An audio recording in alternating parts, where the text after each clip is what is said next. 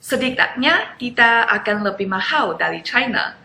Ternyata kehidupan di Jakarta cukup mahal membandingkan harga.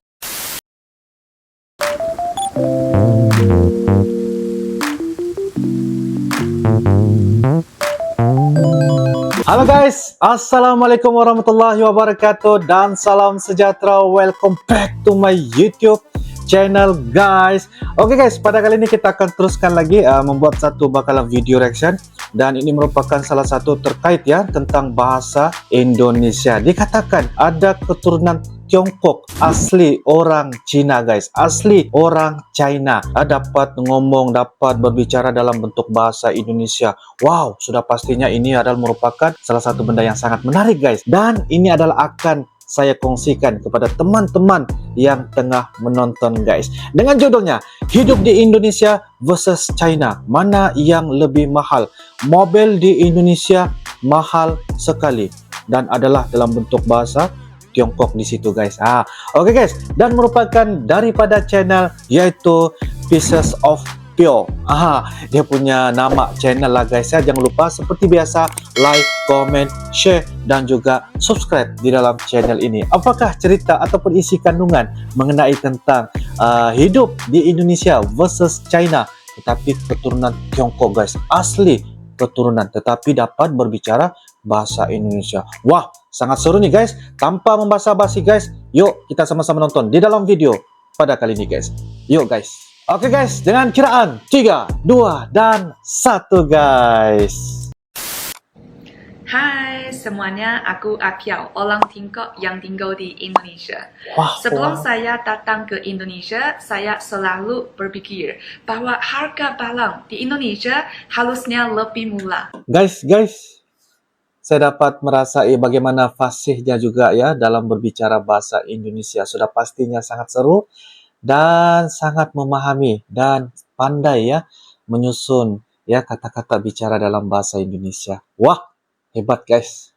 Dan yang sudah pastinya namanya Apio dan orangnya pun cantik juga guys. Oke guys, kita lanjut. Setidaknya kita akan lebih mahal dari China.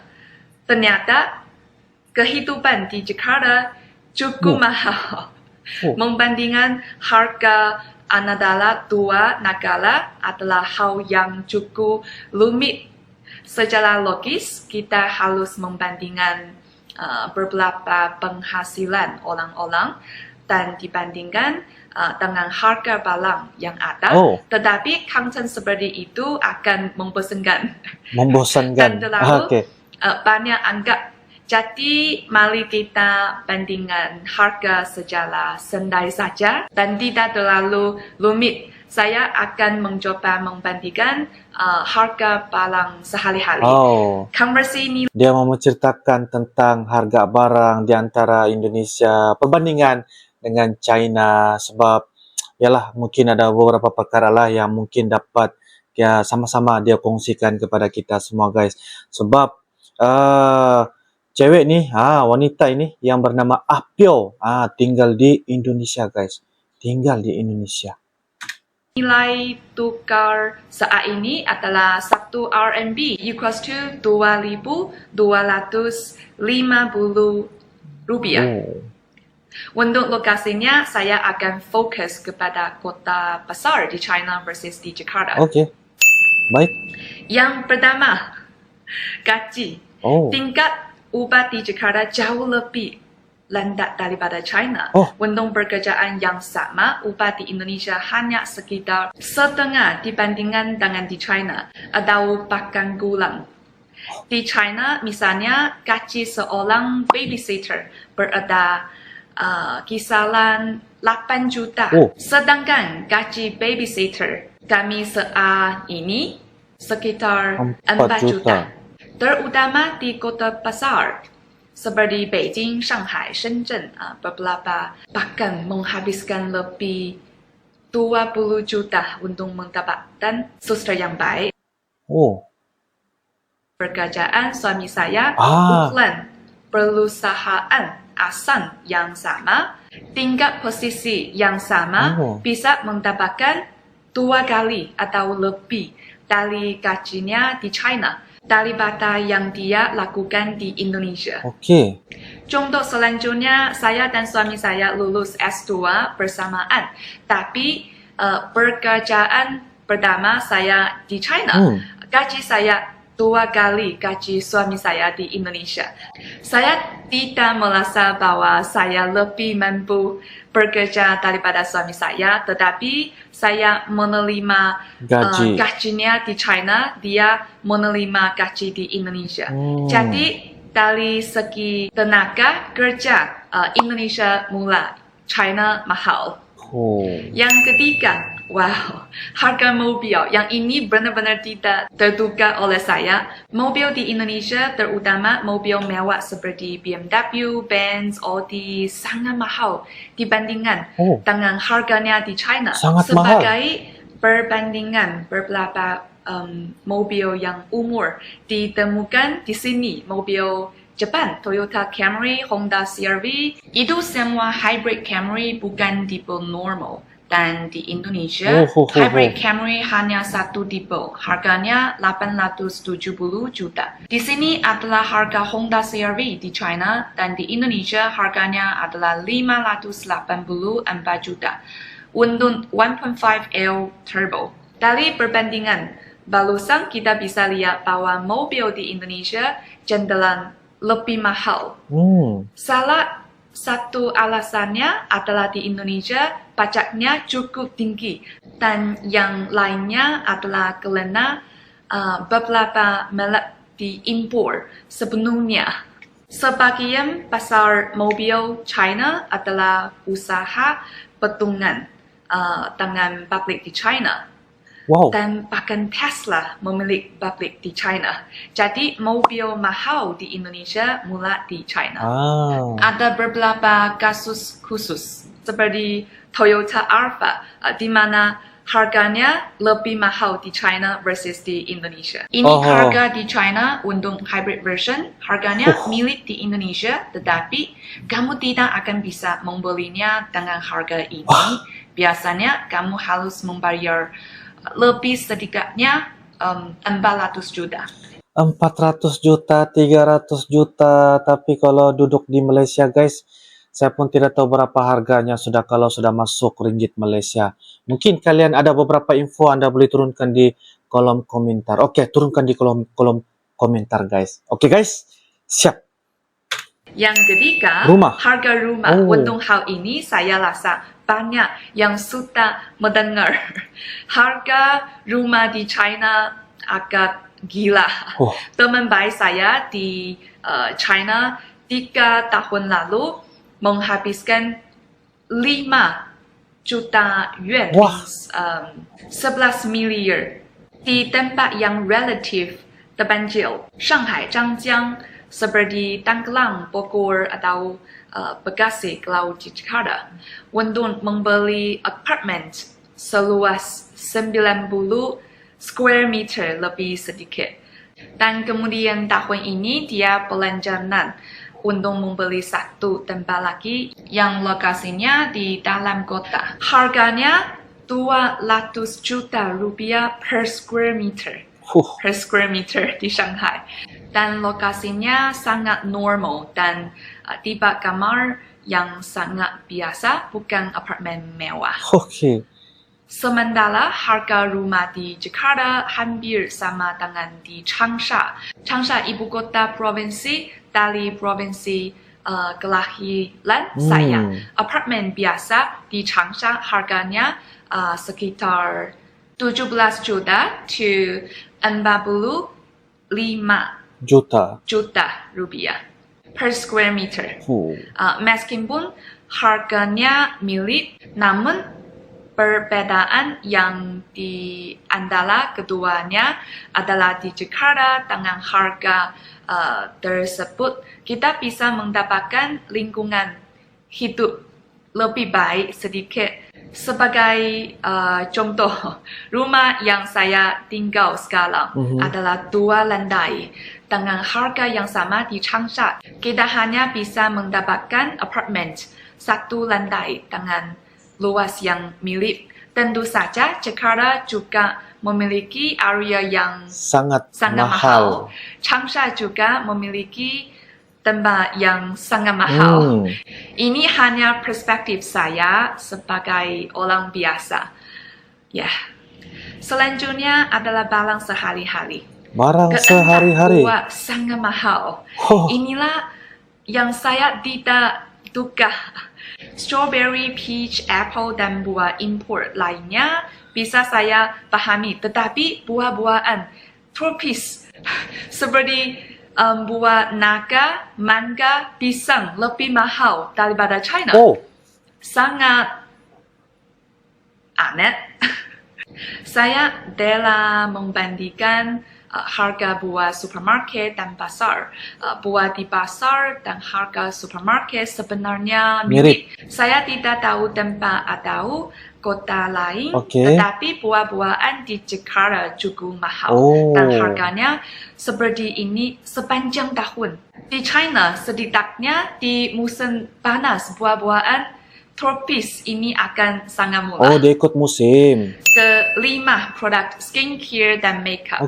Pahami saya seorang wanita, ini pasti akan menjadi perhatian saya.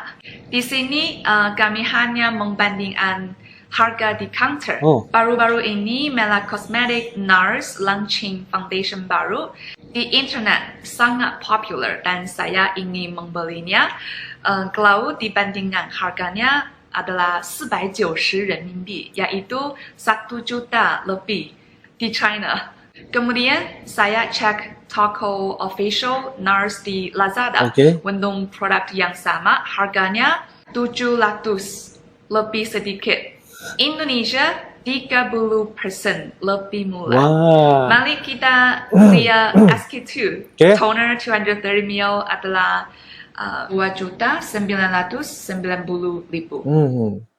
Di official store di China adalah 1.540 renminbi, yaitu 3 juta lebih. Indonesia 20% lebih murah. Melet besar lainnya juga mirip. Ada perbedaan sekitar 10-30% pada harganya. Produk makeup dan skincare high-end Indonesia murah, China mahal. Keenam, makanan. Kita tidak berbicara soal restoran di mall. Hanya restoran mie di pinggir jalan atau di ruko dan sejenisnya. Tempat semua orang akan pergi. Semangkuk mie di Jakarta biasanya 30-60,000 rupiah. Di Shanghai biasanya 35-70,000 rupiah. Mahal. Ini mirip dengan Shanghai, tetapi seperti telah kita bahas sebelumnya, penghasilan rata-rata penduduk lebih tinggi di China. Kalau kita bandingkan dengan kota Changsha, 18-35,000 rupiah mangkok bakmi. Jadi saya pikir biaya makan di Jakarta dalam hal ini dibandingkan dengan China benar-benar tidak murah. Tentu saja Anda pasti dapat menemukan makanan yang lebih murah. Makanan yang lebih murah. Yang lebih mahal. Kami hanya membandingkan harga semangkuk mie biasa di loko di pinggir jalan. Itu hanya perbandingan yang berada di Jakarta kan guys ya.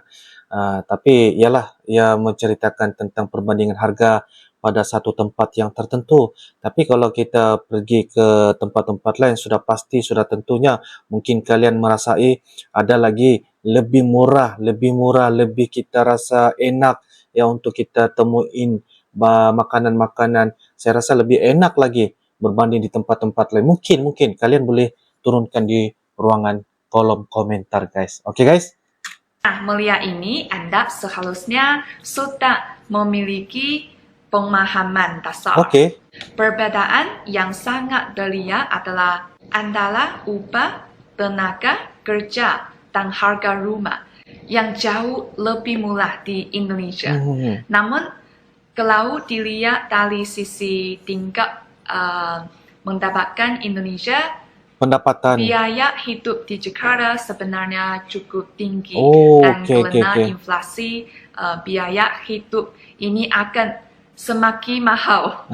Saya berharap semua orang yang menonton video saya akan dapat hidup dan bekerja dengan damai.